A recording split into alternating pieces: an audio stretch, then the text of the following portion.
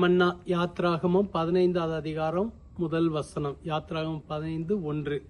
அப்பொழுது மோசே இஸ்ரவேல் புத்திரரும் கர்த்தரை புகழ்ந்து பாடின பாட்டு. கர்த்தரை பாடுவேன், அவர் மகிமையாய் வெற்றி சிறந்தார், குதிரையும் குதிரை வீரனையும் கடலிலே தள்ளினார்.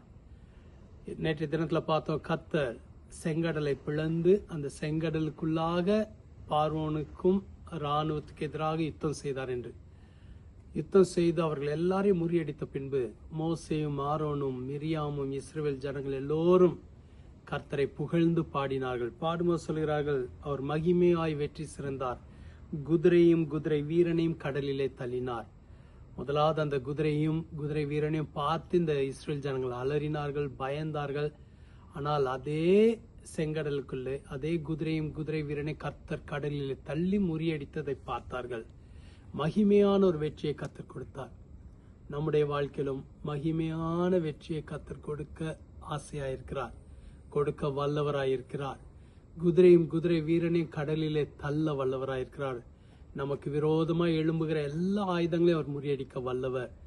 நம்மை பின்னாக துரத்துகிற, நம்மளை அடிமைப்படுத்த பார்க்கிற எல்லா குதிரையும் குதிரை வீரனையும் கடலிலே தள்ள வல்லவராயிருக்கிறார்.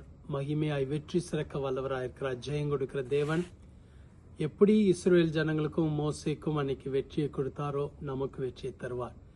மகிமையாய் வெற்றி சிறக்க பண்ணுகிற தேவன். நம்ம ஜெபிக்கலாமா? எங்களை அதிகமாய் நேசிக்கிற நல்ல ஆண்டவரே, எங்களையும் நீர் மகிமையாய் வெற்றி சிறக்க பண்ண போகிறக்காக ஸ்தோத்திரம்.